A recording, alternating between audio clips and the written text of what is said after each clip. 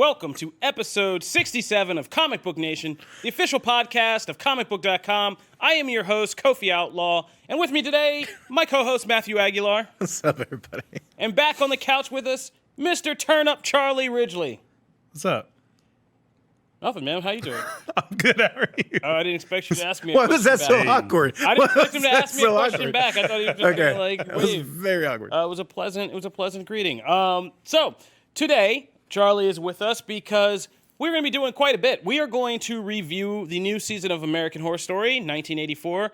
All of us are going to dive deep into some big game-changing things that just happened to the X-Men and Marvel's House of X. We will also be getting into a few news stories, but I thought we'd start off with grenade time. See, you never know when it's coming, these grenades these days. So, in our grenade segment, we like to just kind of toss a topic into the room that people have been talking about, or more like arguing about, and just see if we can't get some quick opinions here. You never know. I mean, we've had a good grenade. We've had a grenade that blew up into thing. Charlie started this whole thing with his crazy views on in Marvel's Eternals. You really were the origin. I cannot wait for that movie to be And today, awesome. I mean, it's fun today because we're going for a kind of a Marvel versus DC kind of conversation, which is the new projections for DC's Joker are out, and it's looking like Joker is going to be kind of a good box office success. And the opening in October is coming now up against a previous record holder for projections, which is Sony's Venom movie. The question in our grenade today is, do you think Joker can beat Venom? And now, let me say what I'm asking. This is opening weekend box office we're talking. We're talking about shooting in the 80 millions range to be able to kind of dethrone Venom. Got to go high 80 millions, I think. And the question is kind of pertinent here is Joker is a very kind of stripped down, low budget, almost like DC indie movie type deal. And it's rated R. So there are factors to this. Mm-hmm. And it's rated R. And as we've discussed on here previously, there are certain factors to it that could really put off a lot of people from coming to the theater to see this, especially in the current social climate. Whereas Venom is just like big, dumb superhero movie. Escape is fun. It was PG-13. It was a much bigger movie and, you know, kind of campaign behind it. Not to say Joker hasn't had publicity. Obviously it has. Yeah. But it's not, I mean, it's not on the level of as a studio blockbuster like Venom. Mm-hmm. So if it were to kind of dethrone Venom, it would just be not just an achievement for DC to feather in its cap, but like it would be the proof of concept that Todd Phillips kind of pitched to this studio about how to approach this and what they could achieve with, you know, achieving so much with so little.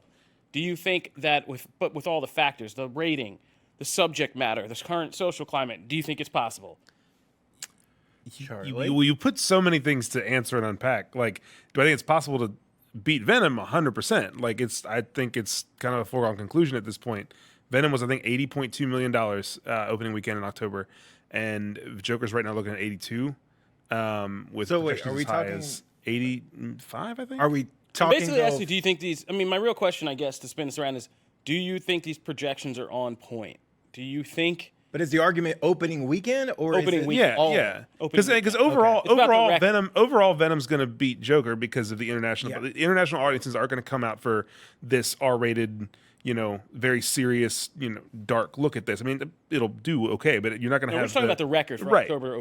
The opening weekend record, I think it'll absolutely smash Venom. You know, Venom, while it had the appeal of a blockbuster, it also had a lot of really negative reviews, and it put a lot of people off. And so it was this really mixed reaction going in, and it only got to succeed based on the strength of the character of Venom. And when you look at Joker, it has the critical accolades. It has the, you know, the backing of the, you know, Shazam and Aquaman were the last two DC movies. It kind of has, you know, that momentum going in. It has a very low budget. It has all these things, but more than anything, it has the name Joker. And this movie could have been a total flop and it was going to make money for DC because it only cost like $50 million to make, you know, to make a movie about Joker, one of the most iconic characters of all time, with that little money. No matter what happened, it wasn't going to fail.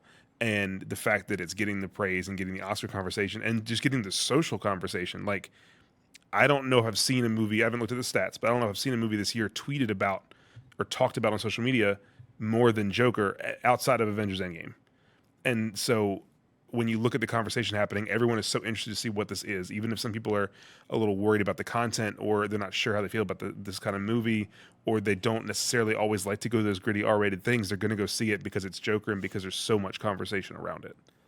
Yeah, I'm just saying, let's just put this in a context. Like, if it does unseat Venom and earns the record for biggest October opening, that's monumental in the fact that it's an R-rated movie. Yeah. And you're talking about October, months that have had, like, Paranormal Activity, Saw movies, all these things. And so that would be a huge accomplishment. Yeah. So, yeah, I just want to clear that up in context. Yeah, like, this is why I'm it's definitely a monumental moment for, I want to say, for comic book movies, even though it's not really a comic book. It's not really a comic book movie. It is a character study. It is Taxi Driver with Joker slapped on the title and some clown makeup, which is the biggest selling point. But that, like you said, that kind of proves Todd's concept of, if you take little money with a popular character and do something a little bit different, it will sell. People are going to this because it's called Joker, because Joker's never had a movie like that before. Matt? I think right now it's what? It's 82 to 80? Is that the current? So Venom made $80.2 million, and the projection from box office tracking, NRG currently has Joker at hitting 82 million over the course of the weekend. Yeah. I mean, I could, I'm not saying I'm not as like sold on like it's a sure thing, I guess, because I look at it's really all about the rating for me. It's not about the critical acclaim and stuff, because I think absolutely Joker comes in with a much higher level of hype and appreciation, and like, oh my God, people know that this is going to be a good movie in addition to like having Joker as part of it. So I'm not doubting that at all. But I think the R rating does make a big difference when you're talking money and people showing up with a group rather than just a couple people. How much money did It Chapter 2 just make? Or Deadpool 2? I mean, yeah, but if you look at sequels too. Yeah, look at the first It. This is the same thing. Like, even though It was a book, before, and Joker is an established character. Yeah, so I'm not saying it's not going to do well. I just think that I'm not as like, oh, it's a no-brainer that it will pass it. If it passes at 82, cool. I mean, that's a win. Cool. I don't necessarily care either, but I mean, I think if it does, it'll be a small amount. It'll be a small amount. Yeah. Okay. Charlie's saying a blowout. You're saying a small amount. I'm not saying anything at all. What? No, I'm not saying. I think it could. I think it's going to be. I think it's closer because we're just seeing in the 80, and it seems like a simple, but there's a reason. Venom holds the record. Yeah. For that. So, but do you remember last year when Venom came out? Do you remember the way that the articles we were writing about the conversation on social media, and how much conversation it generated, because people were saying it was horrible, but then there was diehard fans saying no way, and people were debating about the content and whether or not it needed Spider-Man. And it feels very similar with Joker. Obviously, it's about different content and different circumstances and a different do we need this conversation. But the energy on social media from fans feels very similar. I'm not doubting Joker. I'm actually not doubting Joker as a long play movie. That word of mouth carries, and awards kind of conversations heat up, and that brings focus onto it. I'm just thinking about, we're talking about out of the gate momentum, Well, it also is it going to be essential first week watching? It's got no competition for that. 80's not small. Really. Right? Like, 80's not a small amount. But, so just like I felt like we all had this discussion when Endgame was like, oh, it's going to sail past Avatar. And then it was like, come back to earth a little bit, because it took it a long time to get there, and Marvel had to re-push it numerous times. Like, I know we look at these giant numbers sometimes and think, oh, that's nothing. To be fair, it is. Avatar was re-pushed like 4 times. Yeah, I know. But I'm saying so many people, even some on this stage in this show, were like, no brainer, it's done. And it wasn't. It was never an easy sell, because 80 million, I feel like in this day and age, is a small number as we look at all these billion-dollar sales and all this other stuff. But it's still significant. It's still a lot. For October it is. For an October and for an R-rated film. No, it's a lot. I totally agree. All right, so we're not going to let this blow us up too much. We're going to keep on moving. We're going to be it's going to be interesting to see how this plays out. It really will. I'm so interested to see how Joker lands. And so we're going to be keeping a watch on that. Moving right along, we're talking about a little fun thing that came out a couple days ago. We didn't talk about it on the last show. We didn't have time, but we're going to talk about it here. There's a new Jurassic World short film out by the original film's director, Colin Trevorrow, and it's called Jurassic World Battle at Big Rock. And it picks up right after the end of Jurassic World Fallen Kingdom, which, spoilers for Jurassic World Fallen Kingdom, spoilers. It ends with a girl getting cloned. Didn't end with the girl getting cloned. I know, that was just a big twist in it. I just wanted to troll Jurassic World. I'm just kidding. The real relevant thing for this short film is that at the end, a bunch of dinosaurs get released into the American wild and are out and kind of roaming about. And so basically this short film picks up with the concept of what happens when a family who's kind of out camping runs into an encounter with some of these dinosaurs that have been set loose. And we just wanted to bring it up because I wasn't expecting much. I mean, it was a short film, and I was like, whatever, some kind of short. I know it was Colin Trevorrow, but that didn't exactly like make me instantly thrilled. But then I sat down and watched it, and it was really good. This was like the kind of Jurassic World movie I want to see next. Like, I would even take, I was thinking to myself, and I know this sounds crazy, but I would even take like a Pulp Fiction type, multiple vignettes like of stories of people out and things are happening with these dinosaurs that kind of converges in some way at the end. Because it was great. It was kind of fun. Like, I mean, you could do it without, actual Quentin Tarantino, like chapters, just like, cut scenes and or lengthy do it things. like Quentin Tarantino. What's that? So, or just do it like Quentin Tarantino. Either way. Have a dinosaur just with his feet up. But, but this was really good. It captured a lot of human drama. It has, like, the guy from Castle Rock in it. Andre Holland. Yeah. And so, like... And the woman from The Island on Netflix. Ugh. I want you to watch that show so bad. Why are you so Don't drag us into talking about this terrible show. I won't, but it's the worst thing I've ever seen. But it just mixed human... Well, then why are you telling someone I couldn't stop watching it. It was a train wreck.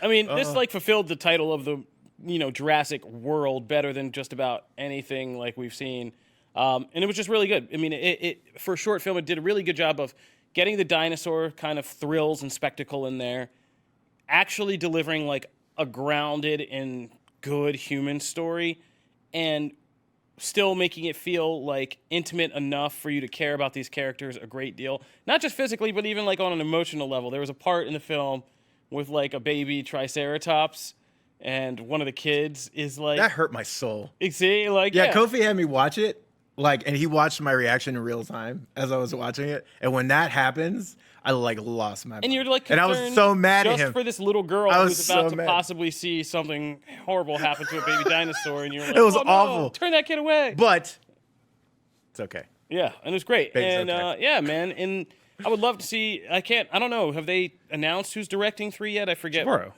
What's it? Trevorrow. He's coming back? Yeah. Oh, that's good news. I haven't... Look, man, I don't care about the Jurassic I wouldn't say it's good news, but it's something. I also explains... I was, I guess the biggest thing... This was his audition tape to say, hey, guys, I have ideas. The most curious factor I had was that, like, where did this come from as far as, like, that's a lot of budget to sink into a short film. Like, it looks really good. I also wouldn't say it has a... It's weird because, like... It doesn't really have a human story as much as like you're just watching these people. It doesn't, but like I already care more about Andre Holland's character than I do Chris Pratt's character. I agree, but I'm thinking like I think that's the balance it needs to find because I don't necessarily I've never needed this riveting human story, and the same thing goes for like the Godzilla films and like all these monster creature films. I just need for this family or the group of characters to get me invested just in their personal survival. I don't need this long narrative. No, it's supposed to be a simple survival story. It's this like proves it. They go in and they're, whatever issues they go in with, like just by surviving, and somehow they come out the other end and they've learned what they needed to learn. Right. Yeah, but I think that goes two ways. So on one hand, I agree with you wholeheartedly. Like when Godzilla King of Monsters came out, and I didn't love that movie, and a lot of people were just like, but it doesn't matter what. But the people's story doesn't matter. It's all about the dinosaurs. And I get that. But at the same time, the movie put a lot of emphasis on the people characters, and their stories were not good, and that was a problem. Yeah. So I get that. Like, make it more about the monsters, make it about the dinosaurs. But at the same time, I look at Jurassic Park, which I still to this day think is one of the most perfect blockbuster ever made. I mean, I don't think that's a very hot of a take. Okay, but here's the thing. Jurassic Park. Okay, but to go to that earlier discussion, Right. You do. But this is go Jurassic to the Park. extreme level. Yeah. It's not like, oh my God, guys. I think Jurassic Park. World is. I'm just laughing because Jurassic Park. You just like We completely literally just phrased- talked about it. Yeah, It's Jurassic Park. It's for those you who want to talk about iconic? That is one of the most iconic summer blockbusters. The reason why we call him Turn Up Charlie Ridgely is because like. Yeah, you just have these. It's not hyperbolic in the case of Jurassic Park because you're right. I mean, Jurassic Park's a classic, but you do tend to go for the hyperbolic rating of movies. Like, Listen, greatest we spent movie all our my time. eyeballs have ever seen. I don't go that far. Yesterday. I don't go that far, but we're trying, like, we live on Twitter all the time, so it's like everything feels like it's always Charlie, dealt with I love extremes. your enthusiasm for movies. That's why you're here. Anyway, Jurassic Park is one of, if not the most perfect blockbuster ever created. I stand by that 100%. I won't deviate from that no matter what you say or how much you make fun of me for anything I don't else. want you to change. I don't want you And to change, Charlie. I don't want you to change. That movie has so much narrative built into the human characters and very compelling, interesting human characters. Yeah, and agreed. the story one of the best ultimately female characters that we didn't even know was like one of the best female characters for like a long time. Laura Dern. Yeah, and that movie is so fan. And I mean, the little side plot of Jeff Goldblum, like it wasn't a full story, but like he had a narrative purpose. And the story of Alan and the kids and what that taught him. And that was. I mean, it was perfectly handled. That movie was put together so well, and so I want to see these Jurassic films get to that point. I think Lost World had it a little bit. It was a little over the top, but Lost World kind of better than most of them have. I liked 3 better than. Oh, see, I didn't. I disagree. I did not like 3 at all. Lost World and Fallen Kingdom are the ones that I enjoy of all the sequels.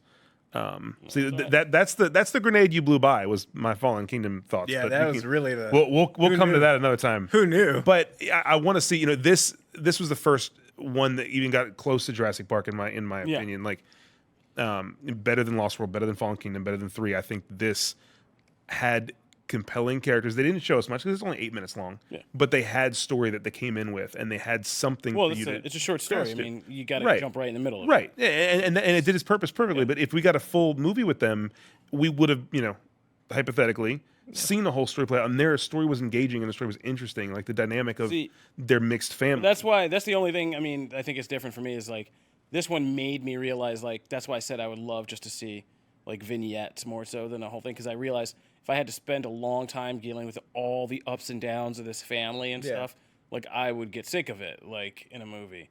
But just seeing things happening in real time, like in people in the middle of everyday situations. And then, oh crap! There's a dinosaur. Like, well, that was one of my favorite parts about it. Is actually during the credits, is when they show all those little glimpses. It was a of much those better things. version. Yeah, and just like, oh, this little dinosaur just running after this little girl on the. We were supposed. I don't know if we were supposed to feel bad or not, but that was hilarious. No, that was hilarious. The little girl like running and crying. Well, there's little dinosaurs that killed the girl at the beginning of Lost World. I did feel bad about the car that like it was played for laughs a little bit, like the car that goes sailing off the cliff. I was like, okay, it was kind of played as a oh no, and I'm like, no, that person died. That's legit. Like no. Yeah, but it's just like that. That would be like a really fun way of bringing back the Jurassic Park thing. But all right, the purpose of this is to say all that is to say if you haven't checked out Jurassic World Battle at Big Rock. Go online, check it out. It's on YouTube. It's a good little short film. Yeah, one of the better Jurassic movies we've seen. Most iconic Jurassic short film ever. Yeah, another thing from the '90s that's having an unexpectedly good little hype behind it right now is Will Smith. Gemini Man first reactions are out, and I've been curious about this movie. We talked about it a couple times on the show. It's Ang Lee, and I think Ang Lee can do anything. And he just does everything because he's Ang Lee, and it's all awesome except for Hulk. But I was kind of curious to see what would happen with him and Will Smith making this movie. And so far, it's sounding like this is going to be a good movie, and I'm psyched. Does it? I mean, yeah. I mean, the reactions from people who have seen it are positive as well. Yeah, Will Smith does this thing. Oh, you're so cynical. But they have not, pretend though. to be so helpful. No, but they haven't. If you read all those reviews, which I did, they all praise how great it looks, and almost every single one goes, oh, but the story's stuck in the 90s, or the story's meh, or whatever the character's meh. But man, young Will Smith looks great. I'm not cynical. I read. Okay. What kind of Will Smith do you want to see? That's what 2019 it Will said, Smith or but 1990s that's Will what the Smith? review But this is what's going to said. bring out the people. Young Will Smith looks great. It's a technological thing. And his performance. People say that like he has a good performance in the movie. I didn't see that in almost any of those reviews. I didn't see it at all. Like, That's it. no one said that. No one said that. They all said this is gorgeous. This proves 4K and 120 frames and all this. I saw all that, but none of them First said a great slide story. on Comicbook.com. And what does it Lee's say? Gemini Man is a huge breakthrough. Action sequence are breathtaking the format. Will Smith's winning performance shows the level of scrutiny a real movie star can stand up to. That Will Smith one, I did not see that part. The best I didn't review see that that I part. read. If you've But ever read the rest needed, of 'em. if you've ever needed evidence that Matt is a hater, No, read the rest We of have them. the- You Did can you- did feel you see- free to Matt, read did the you rest see of the them best online. review of to the movie? return an item to the store, all I need is one. Oh yeah, okay. So One yeah, receipt. go read the That's article. all I need. And read all of them because it's all. Hey, this looks pretty. This looks great. You aren't mentioning the best thing I've seen in these tweets. The What? best like tweet review I've seen of this. And Lee delivers bold action. Like people are saying it's a good action movie They're with saying it great looks visuals pretty and a has great winning visuals. performance for Will Smith. One Will tweet Smith, said Will it, Smith, Kofi. young Will Smith Don't Jim throws Cardi not me. That's one tweet. Give me a break. And you Young said Will there's Smith none. throws not one but two motorcycles Backtracking, at his you were older like, self. There was No, absolutely there wa- none, and I found missed, one in 2 I will seconds. say I missed that one. I So missed is that it part. possible? Let's do this I like missed a that part. courtroom. I Now, looked at all Mr. of those. Aguilar, do you Yes. think, based on what you have seen, it is possible, simply possible, that there could be other reviews Oh, praising absolutely. Will Smith's performance? Absolutely. I rest my case. You based this on that article, and I didn't see that one. I know. Well, who knew this is, man, you never know I what the didn't see that one in grenades there. are going to be on this show. And I I'm didn't not a expect this to be cynical the grenade. person. I just look at that and go, I'm seeing a lot of the same stuff that Avatar had, which is it's really pretty and it sets all these new standards for technology, and the movie's meh. The movie's meh, forgettable. To be fair, no one said that when Avatar came out. Stop it. Who knew this was going to be the grenade? No, I mean, we all think that now. I'm just saying that the critics All weren't right, talking about that all when right. Avatar came out. They were saying Moving it was right a along. huge technological marvel. Yeah, and they were saying it was a great movie experience. Like, Yeah. that's And what that got the- it to They Will buried that the lead the- and didn't tell us that the story Stories sucked. suck. Not even suck. I won't even Because say a lot of suck. people It's just don't- mediocre. Oh my god, a lot of people don't think the story. I'm a secret Avatar apologist. I'm not doing this right now. But like this, a lot of people. You wanna Jim talk about me Cameron having hot picks takes. the most friendly around the campfire archetypes for stories that we tell over and over again. Yes. And he just tells the same. Did I story. Because call James it bad? Cameron's overrated. No one will admit it. Whoa, I didn't say Oh that. man, Did I call it bad though? Man. What No, I said happened? it's average. This It is Look average. what Gemini Man has done. To this podcast. All right, we're moving along. We got to pull this back together because we're not going to yell about Avatar today. Avatar 2's coming. We'll have plenty of time to yell about Avatar. All right. Anyway, I'm not- One story we missed on our last episode that I just want to play cleanup for is that Game of Thrones is continuing to expand. We have a prequel that's already in production with Naomi Watts, and it's about the old world, the age of heroes, and all that stuff. But now we're getting one that people will actually care about more, which is that we're getting one about fire and blood. Dude, come on. But we're Like, just courting the hate today. I mean, only Game of Thrones diehards like myself care about like the age of heroes 1,000 years before the Andals come. Only like 20% of the Game of Thrones viewers even would understand if I said 1,000 years before the Andals come. They'd be like, "What are Andals?" Like, all that stuff's confusing to a lot of people. So this one's a lot more simple. Fire and blood. It's the story of the Targaryens, empire that they have dragons, silver hair, stuff we know from Game of Thrones, easy to follow. So that is coming, and that's probably a smart move for HBO. That seems like a much more reliable show It's concept. going to be a more and- marketable show. yeah, and the stories are badass stories that we want to see. Like, I want to see the Dance of Dragons. I want to see the whole kind of like Targaryen weird.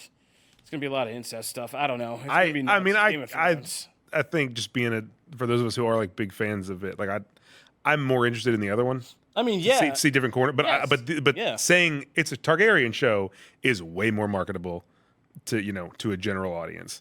Yeah, So here. it's I want to see new things we don't know anything about, and like this history. That's I mean, there was a told. Fire and Blood book too, so like that Yeah. kind of broke down, but it wasn't like a novel. It was like broke down. It was a Yeah. history book. Targaryens, and here we'll just give you the dramatic read. I want to get to the point in my career where Centuries I'm before writing the fake events of historical text. Game of Thrones, House Targaryen, the only family of dragon lords to survive the doom of Valyria, took up residence on Dragonstone. Fire and Blood begins their tale with the legendary Aegon the Conqueror, creator of the Iron Throne, and goes on to recount the generations of Targaryens who fought to hold that iconic seat all the way up to the civil war that nearly tore their dynasty apart. I said dynasty on purpose, by the way.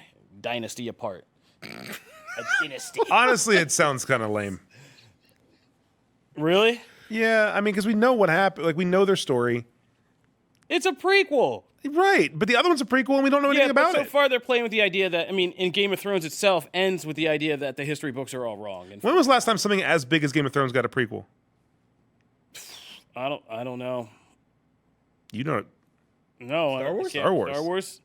Oh my! I thought maybe that's where you're Stop going with that, it. but I was stuck in the land of TV. I was like, One oh. of one. I Potter, think we can all one of these prequels. Richard stood up and shook his head from the booth. One Harry- of these, Harry and Potter listen, got a I prequel, like, right? I enjoy the prequels. It's just they messed like it was not of the quality of the original. he's left the booth. And Clone Wars Richard is has awesome. left the booth and is coming to hunt you down. Clone Wars is the worst one, but that's beside the point. No, not That's the beside movie. point. The Clone Wars series was a prequel. Yeah, that was a good prequel. I was That was thinking spun-off. Attack of the Clones. Yeah. So. no. What I'm saying though is of all these on. they're making Aegon they're the making these Conqueror. they're making these prequel shows, they're making these spin-off shows. One of them is bound to suck. Yeah. No. I no, not really necessarily. believe that. Oh man, this is going to be the hate that we have to endure. But this for is these- full for of these grenades. shows. Just No, Yeah, it's, no, I'm saying man, I I'm did saying not one of know. them. I'm excited. I'm a fan. I want them to No, all be good. as I think said, one of them will not work out. Me, the guy who's a big fan of this, I'm kind of excited to see the other one because it's the story. I think we don't know anything about it, but what we suspect is the story of how one of the first Andals showed up on the continent, and Andals are basically like Game of Thrones code for white people. Thank you. Europeans. Like he looked directly at me when he was explaining it, and I was just like, "Yeah, sure, whatever." Because I know you don't follow. Yeah, us we'll let it closely. go. And so, like one of the first blonde hair guys shows up, and it's the guy who builds the Lannister family and the Empire. And there's kind of hints that this could be the story that we get, and that's going to be great for us who love these deep cuts and would learn to like find out that it's completely different than we thought from the world of Game of Thrones. How this all came about and all that got built. I just think started. the Targaryen story is kind so of more fixed. Yeah. well, it's so cyclical. Yeah. You know, and that was the whole what they thought was their point they were making in the final season of like, oh, we're going to let Dany repeat history. Well, they're just gonna make a whole And so, series like, to justify what happened. So to we've Dany. seen it already, is what I'm saying. Like we've seen it happen with Dany. Well, they got to defend why Dany went crazy. Aegon so they're gonna be and like, then her "Look, father, and See, it's just- that's what happened to her. Those bells. See what happened to bells? I don't want that. I mean, but it's happening, my friend. Right. It's happening. That's my whole point. Is that it's marketable. It's marketable. It's going to do well. Yeah. But I think that one has potential to not be very good. Somebody's gonna see that first teaser, and all they're gonna see is Game of Thrones and fire and blood and a dragon symbol. And they're gonna be like, ah, and it's gonna be great. People are gonna love it. All right. Wait, What's what are they happening? going to be like? It's happening. Last thing I had is just a quick one. Watchmen put out a new trailer. What the hell is this show? What show? Watchmen. Watchmen. And is this show Oh, yeah. going to do anything like... I'm kind of worried about this. Here's my worry about Watchmen. I'm going to like it as an HBO prestige show, okay? That's why I'm going to watch it, and I think it'll be interesting to me.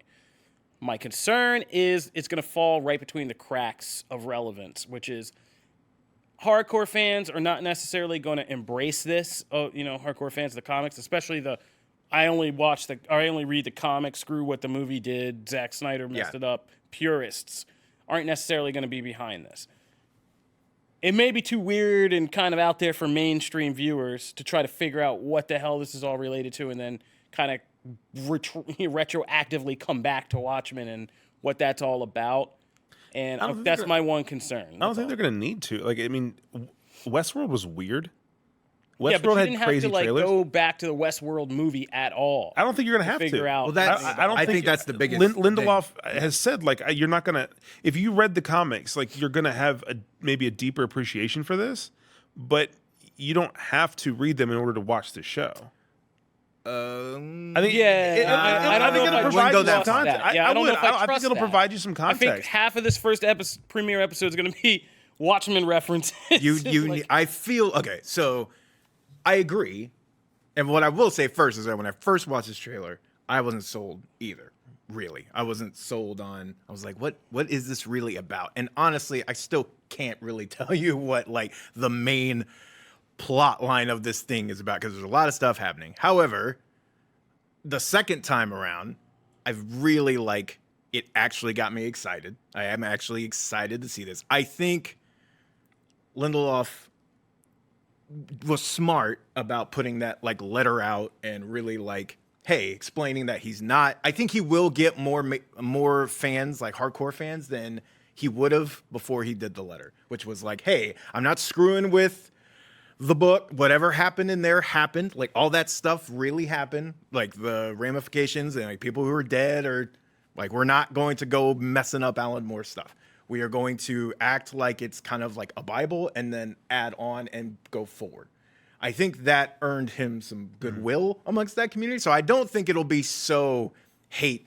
We don't like anything Watchmen. Stop messing with. But it. also, how much crossover? I want to see the Venn diagram of the Watchmen diehards and then the dedicated HBO viewers.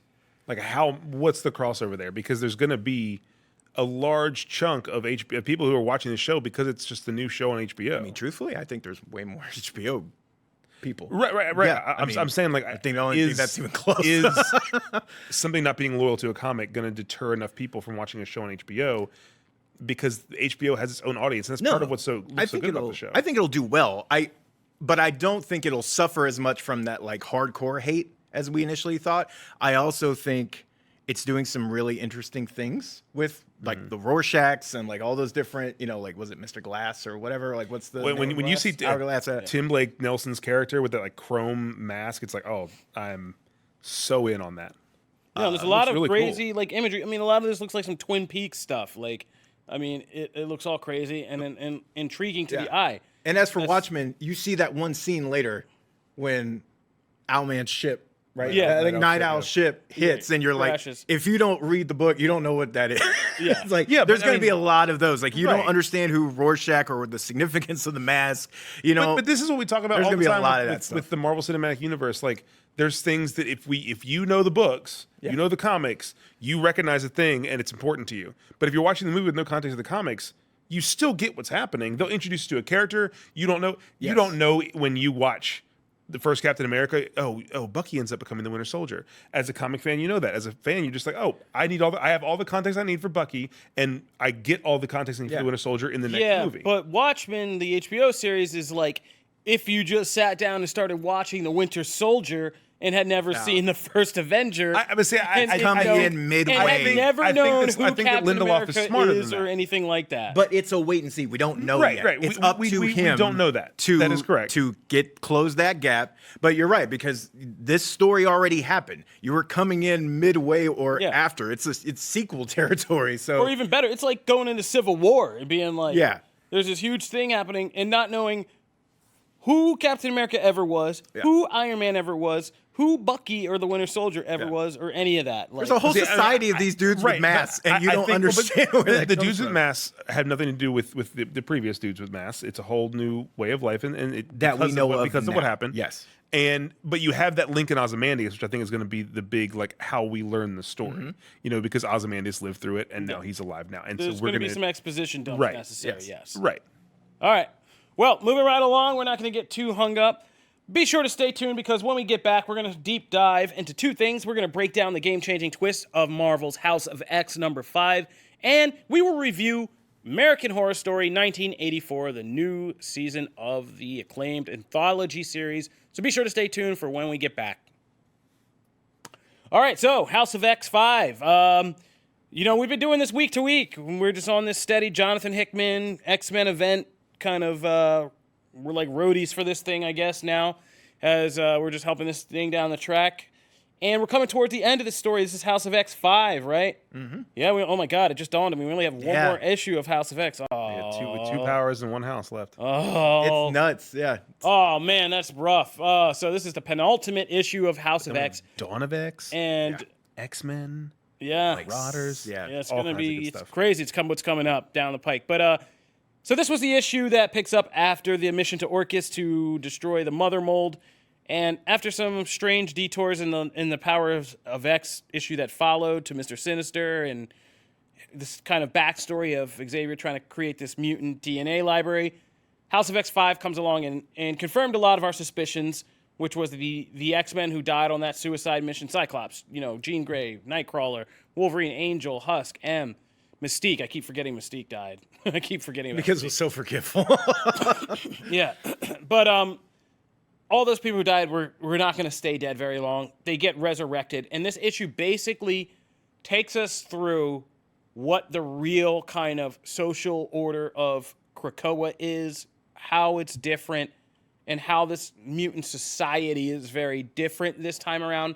Like, this isn't just Utopia 2. Yeah. It's not just a place, or Genosha, which were mutant havens, but they were just places. Yeah. Like physical locations where you walked in and you were safe as a mutant. This is an entire culture that they are building. They've built their own language. Now we see this almost religious side of things in this issue, which is fun in a lot of ways because, again, Hickman just scoops up big ass handfuls of X-Men lore and just like mashes them in his hand like dirt and makes like a little big fun ball and then just like tosses it in the room, and it's pretty awesome. So this one has like these 5 repurposed X-Men characters, including the most unlikely X-Men character of all, Gold Balls. Gold balls. Gold Balls. A guy whose power is literally making bouncing gold balls. So take that how Whenever you will. you say that, in my head, I think of Gold Dust, the wrestler. Oh. I think of Immediately, like an I'm like, archer. that's- I think of an archer villain. Like I think of would be Goldmember. like Gold Balls. It's like kind of a James Bond. The point is, none of us take it seriously when you hear that name. Yeah, it's hard to take him seriously. I love gold. But now he's a religious figure of the X-Men. Like, this is what he's done. So basically, these 5 mutants, Gold Balls, Tempest is one of them, Elixir, Hope, Summers, and Starts with a P, didn't it? Did you get Tempest, right? that's a Tempest. Okay. Didn't it start with a P? Huh? Wait, Proteus. Didn't it? Proteus Yeah. is the other one, yeah. Freaking Proteus. And so, like, they all become, they're using Krakoa, and I think this is one of the interesting ideas that I really love, is they're learning how to sync up mutant powers to function collectively. Yeah. And to put the powers together to do, and they say this interesting thing, like, the Hickman points out, like, in the comics, it's always been for aggression. How to kind of combine powers like a speed, like, fastball special, Yeah. like, for just fighting. But, like, what happens when you start to combine powers for like lifestyle and culture stuff, like a habitat, or this process, in this case, of cheating death, which is what these 5 X-Men do. So Gold Balls makes balls that turn out to be eggs. They're bioorganic is amazing. eggs. They use the DNA from Sinister's library to kind of mature these eggs using Tempest and Elixir and Gold Balls together. And Proteus alters reality to make an embryo be able to actually be in the egg, which is just nuts. That's such a cool way to use his abilities. So he just makes it possible, through altering reality. And Hope Summers synchronizes and amplifies all their powers for the better success rate. Thank you, Hickman. And they basically can grow new mutant bodies that are fully within powers, too. So they can create, like, a new Cyclops body with optic blasts. That's not all. Because you can't just have an empty shell, we learn that, Cerebro isn't just this mutant locating computer. It's also a mutant soul storing database, basically, that Charles Xavier has been subconsciously taking, psychic imprints of all the mutants he's made contacts with, and now has this library of basically mutant mind souls that he can pull out and restore into an empty body shell, and therefore basically bring the dead mutant back to life.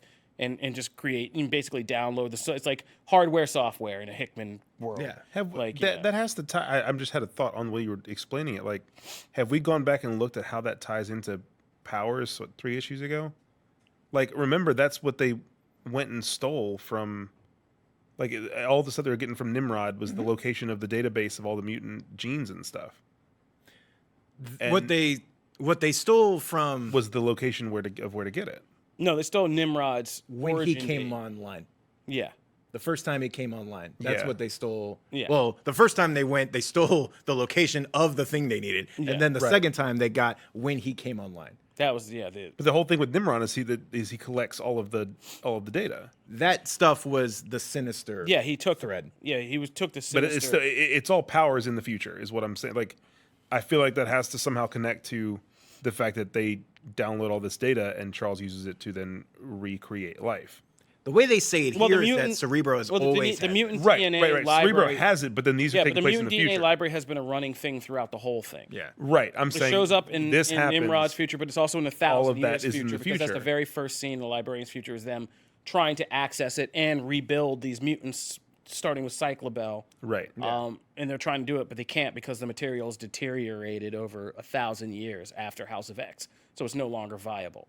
So that's a big part of this. And I think these are just setups. I think this mutant DNA library is going to be just a big part of the X-Men world going forward. Yeah. And it's not going to be like finalized in this. It'll just be a big factor in everything that, happens going forward.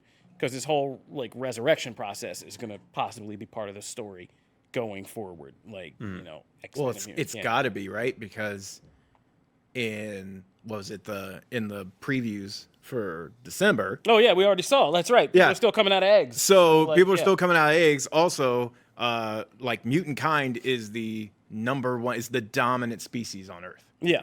So like this, That's- at some point, they have to get around that, and I'm curious to see how that happens. Because I mean, to me, that's like in this book they tease, right? Like what it would take to bring the Genosha level of mutants. Yeah, actual math for what it would take to bring all 16 million dead mutants crazy. of Genosha back. Dude. And so that was a big second reveal. So you have this religious ceremony where they bring back all the dead X-Men from the Mother Mold mission, and they have this ceremony where Storm reintroduces him and says, "This is my sister. I know her. Who is she?" And they're like, "Mutant." And they have like a whole like little cultural ceremony. Yeah. And then the other two big developments in the issue are Charles Xavier convinces the leaders of the world using his like semi-bribery of the flowers of Krakoa produce these drugs that they can give to humans to like cure disease and like extend lifespan and all this stuff. And Emma being awesome. Yeah. That was And so much bribery. It's like he put the deal on the table. well, plain it's as day. political Like, coercion is what it is. But Emma also pushed it was a deal. certain It's like, people. will you leave us alone? We give you this. It's Yes. we're not obligated to give it to you, but like Well, I'm not here to be the moral judge, trade. but it is political coercion. It is like, give me my own sovereign nation and you can have these things.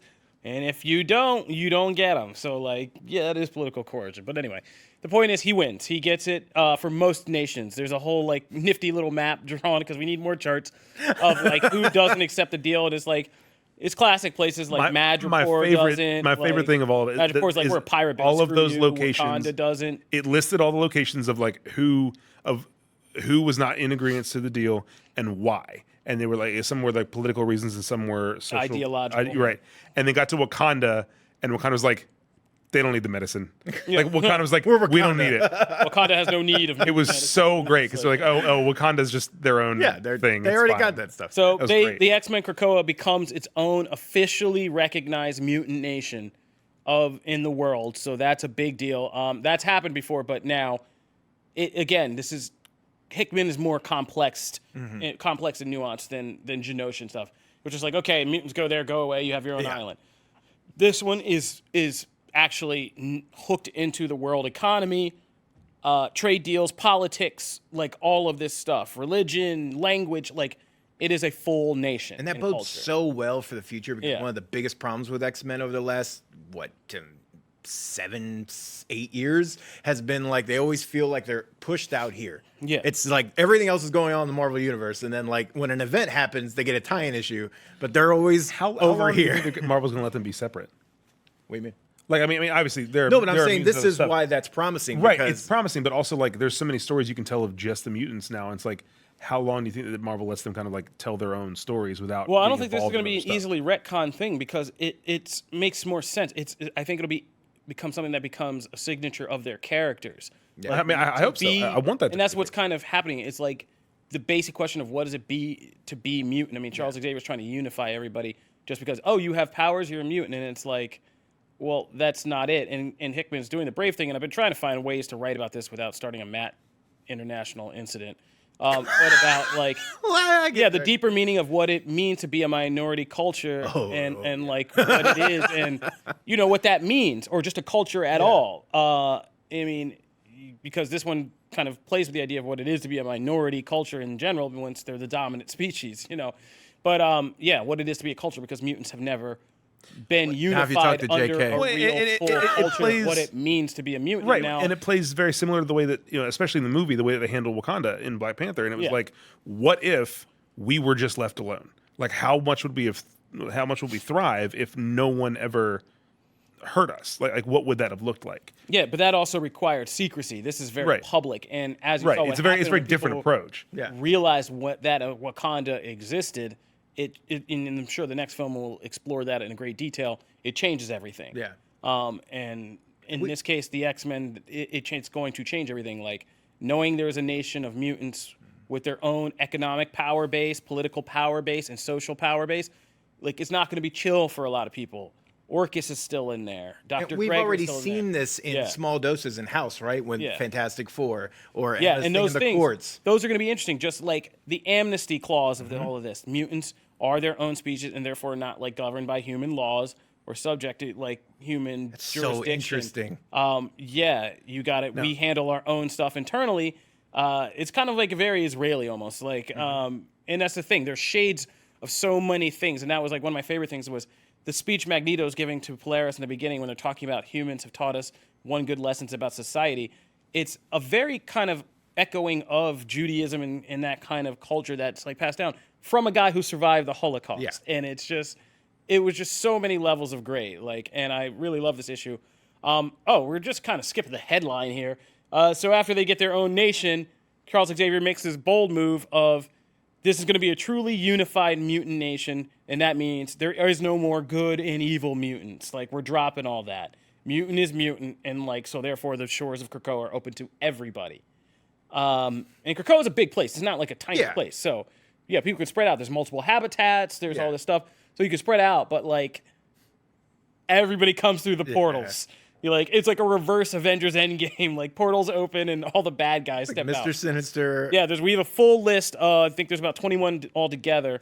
X-Men villains that kind of just show up for these cameos in this, led by none other than Apocalypse, who has one of the greatest X-Men scenes ever. Just comes into his new home where he and the X-Men are now living under the same roof, and Wolverine's just standing there because Wolverine is just like has a problem with it. And I love that they draw it to scale. So like Apocalypse is so huge, Yeah, I know. Wolverine's like this tiny great. angry man like standing in great front moment.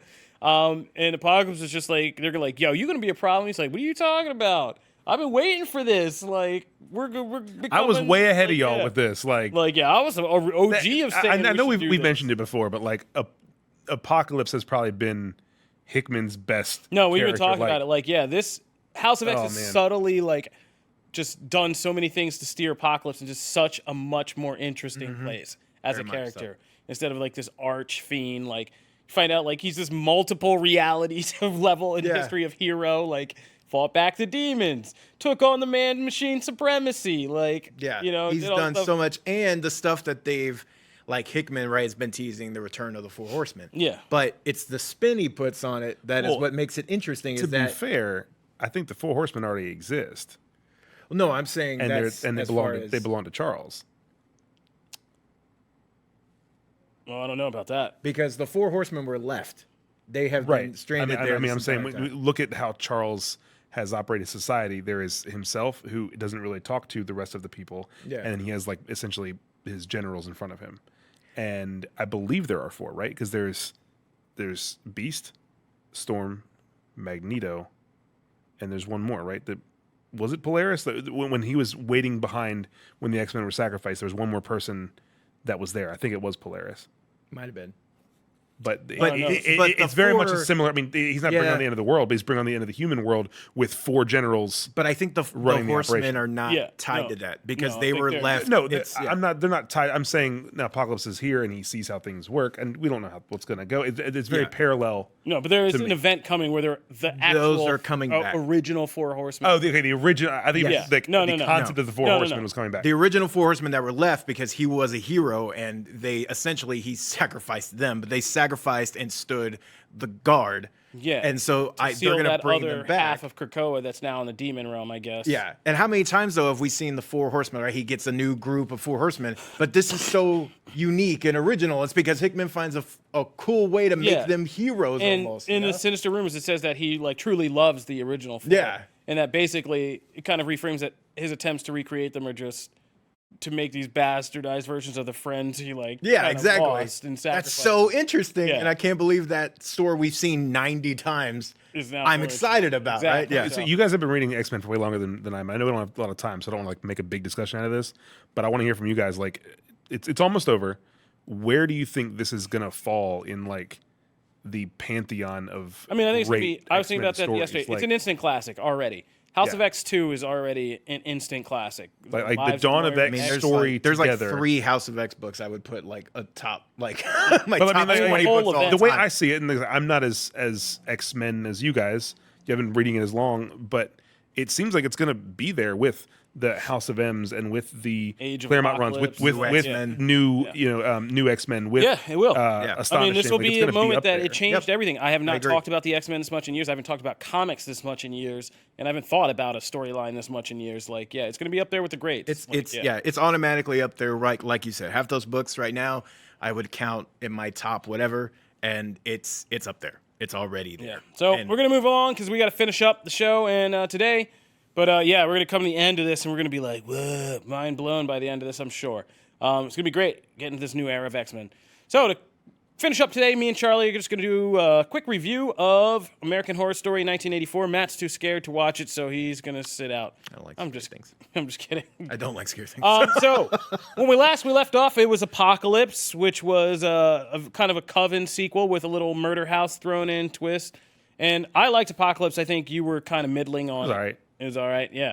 liked What it did at the you beginning, think kinda lost of 1984's premiere episode? And I really basically, the enjoyed premise of the premiere. season is so far it's kind of an ode to slasher films. Yeah, and that's And I- Friday the 13th. I you know, really that loved kind of it, thing. and I hate that I really loved it because it's American Horror Story, and I know that it's not gonna stay this way. Because it's hard. It was very straightforward. It was very literal. Yeah, Like, it- we were all it's very hard to expecting some think kind back. of rug pulling twist. Yeah. but it was very straightforward. It was Well, just but remember, faithfully Asylum recreated was as very in- straightforward Yeah, I know. in I'm its- just in saying. its I'm premiere. just trying to set the scene for people who Right. are just listening. Like it so far, it's just been kind of a 1984 VHS style right. ode to a slasher Like movie about the people going to filmmaking, a camp. like the camera work is reminiscent of the '80s. Like the actual quality of the film looks like it's from the '80s. The characters are really overly campy in the best way. You know, Billy Lord's character is phenomenal. Matthew Morrison, like they all do a great job. It feels like the '80s, and like I said to you earlier, I think that this one episode feels like the first act of a Friday the 13th movie. It kind of sets the stage, sets the characters, kind of has the looming threat, has the old stories, and towards the end of the episode, there's one big, chase thing that ultimately doesn't result in a lot of carnage, but for one or two characters, they see what's happening, and we see what's happening, but not everybody does. It's very much in the vein of those sleepaway camps in Friday the 13th, and I'm really excited for what's next, but at the same time, like, I'm terrified this is only going to last for 3 or 4 episodes before Ryan Murphy does what Ryan Murphy does and just pulls the rug out and says it's actually this totally different thing, and then it just gets weird and doesn't make any sense anymore and loses all the charm that it had at the beginning. But I mean, as a single episode, I thought this was great. Yeah, I kind of like a lot of the twist. I don't hate it, and I've been a big fan of the deeper mythology of American Horror Story and the 7 deadly sins theory and all that, which would make this season the Lust season. I think Wrath was last season.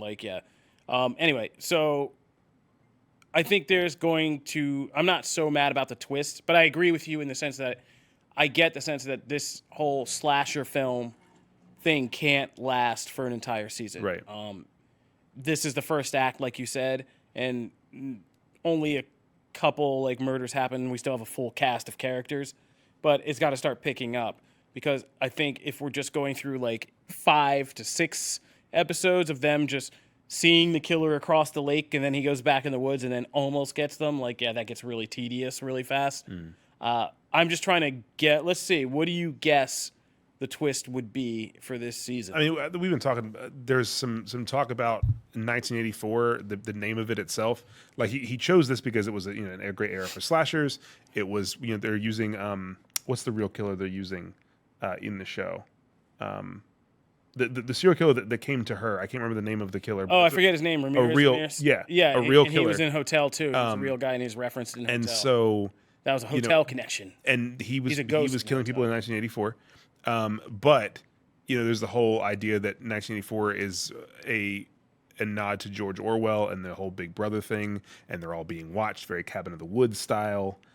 There's theories that it's all they're actually making a movie, and we're watching the production of a movie, kind of a Roanoke type of twist. Yeah, that's what I think. Which I liked in Roanoke. I wouldn't want to see it again, but I enjoyed the way they did Roanoke, where it was half and half, and it was two completely different stories. Yeah, but it was making a reality show that turned out to be real. Yeah, I think Murphy really has such wonderful ideas, and kind of loses himself the farther he goes. So Roanoke, I think, worked because it wasn't just a bunch of different twists here and there. It was a very clear ending to Act 1, beginning of Act 2. So you can kind of close things off and then start new things and keep it contained. And so I liked what we did there, but I don't know if this is going to be more like that or more like Hotel, where there are a million doors opening every which way, or Apocalypse, where they're bringing all these other things, or Cult, where it was just constantly peeling back layers. It's or really a Freak tough to Show, see which got really tedious and stretched out. Weirdly, Freak Show is my favorite one outside of Murder House. No, Love Freak Show. No. A lot of it because Danny Mott is one of the best villains that they've had. I liked Asylum a lot. I liked Asylum when I went back and finally Cult. finished it. I really enjoyed Asylum. But even Cult was different than I thought it was. But, to kind of set it in perspective, though, this premiere is one of my favorites of the series, right there with Murder House and Asylum. This is a great premiere. Yeah, it's pretty good. It's pretty tight. And creepy throughout, and there was some really good scenes where they introduced a killer when he was a bit in Asylum, and he does that neat little trick. It was very, very, very Halloween, which that lends itself, I think, to the whole movie making idea, because there were very clear tropes picked from different horror movies, which you can argue is just a filmmaking style and a choice that Murphy's making to have a nod to those things. But the way that Mr. Jingles, escapes prison was that's Michael Myers. Yeah. It was very, very taken from that. It kind of leads you on a rabbit trail in your mind. Yeah. So, all right, that'll do it. American Horror Story 1984 is on now. You can catch it Wednesdays on FX, and we'll let you know when the big twist comes. We're not going to talk about it every week, but when the big twist comes and the rug gets pulled, we'll be back to tell you what that's all about and see how we feel about it. All right, that'll do it for this episode of Comic Book Nation. Thank you for joining in. If you're just getting acquainted with the show, we put up new episodes every Wednesday and Friday on Comicbook.com, where we have an RSS feed you can subscribe to, or you can subscribe on different listening platforms. We're on iTunes, iHeartRadio, Stitcher, Spotify, Google Podcasts, Google Playlist, or you can tell any Amazon Alexa device, play Comic Book Nation podcast, and it will fire right up for you.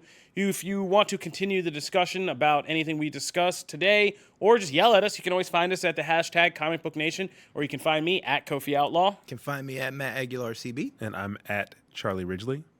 And if you like the show, please go on, or just want a free t-shirt, go on iTunes, leave us a 5-star review. We periodically read reviews on the show, and if we read yours, we will send you a free Comic Book Nation t-shirt. So be sure to get those in and keep them coming, because we're getting shipping the shirts out quicker we're getting them quicker, making it happen. So we will be back for another round of review readings pretty soon. Other than that, thank you guys for joining us today. This is Comic Book Nation, and we're out. Yes.